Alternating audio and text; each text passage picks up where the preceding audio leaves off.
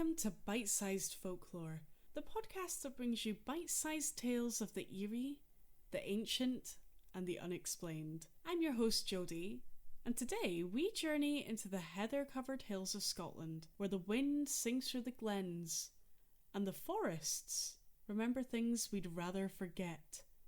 This is the tale of the Baobhan Sith, a creature of beauty, blood, and silence.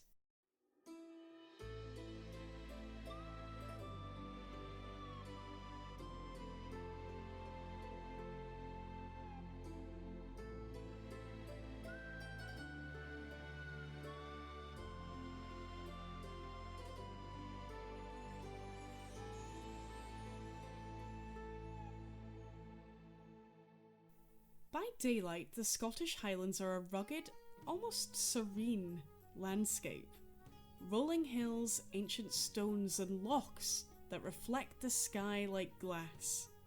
But when dusk settles, when the fog begins to crawl over the moors, and the trees blur into shadow, the old stories stir.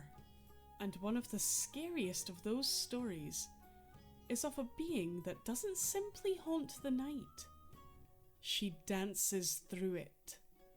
The Baobhan Sith belongs to the old family of the Aeschi, the fairy folk of Gaelic myth. But don't be fooled.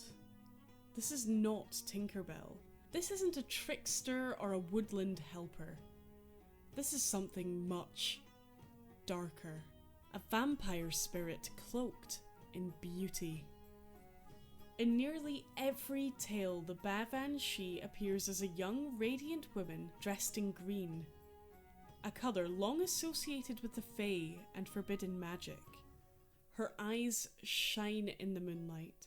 Her voice, it's said, is like a harp in the mist. And her touch? It's cold, cold as the grave. The most well-known story, the one that's echoed through centuries, begins as many of these stories do. Around a campfire, 4 men, hunters. They were travelling through the Highlands deep in the wild, days from the nearest village. They set up camp in a secluded glen beneath a ring of ancient trees. They built a fire, cooked what little food they had, and passed around a flask to keep warm. As the night stretched on, one of the men, perhaps half-jokingly, wished aloud for some female company. And then they arrived. 4 women dressed in flowing green gowns, silent, sudden, and strikingly beautiful. No footsteps, no warning, just there at the edge of the firelight. The men, charmed and perhaps half-drunk, welcomed them, danced with them, laughed. One of the women sang. Her voice cut through the dark like a blade through silk. But as the night deepened, the music stopped, and so did the laughter. The women, or whatever they were, turned on the men. With fingernails like sharpened talons, they tore into them, draining their blood.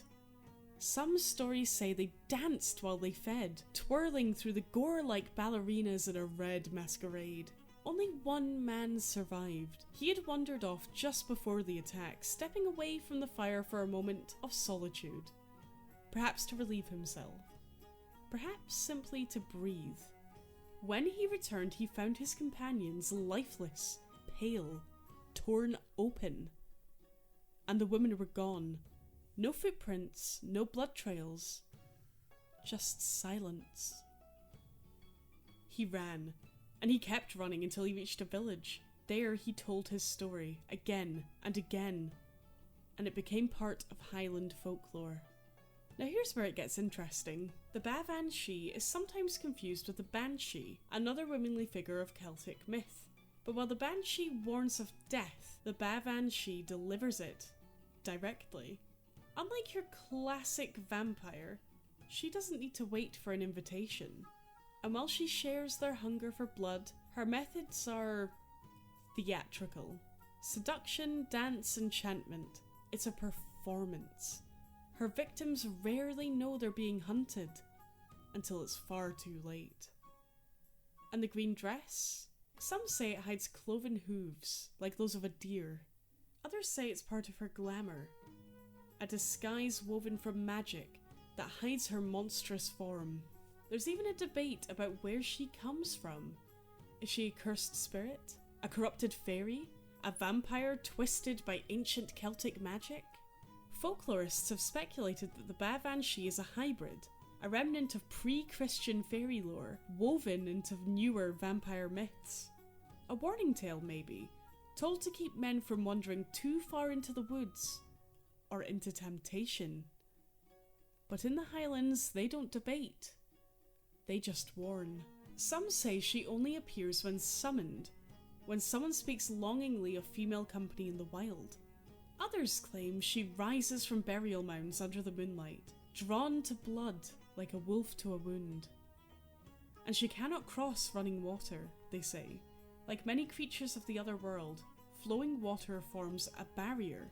So if you're ever in doubt, find a stream and sleep on the other side. But even then, don't sleep too soundly. Because here's the thing with the Baobhan Sith. She doesn't live in old books or museums.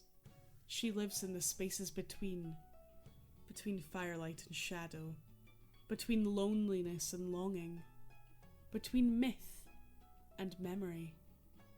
So next time you find yourself deep in the woods, alone, tired, with nothing but a fire and your own voice, be careful what you wish for. And if laughter drifts in from the trees, don't answer it. Don't follow it. And whatever you do, never, ever dance. Thank you for listening to Bite-Sized Folklore. I'm Jodie, and if you enjoyed this tale, be sure to follow, share, or leave a review. It helps more curious minds find their way to the strange.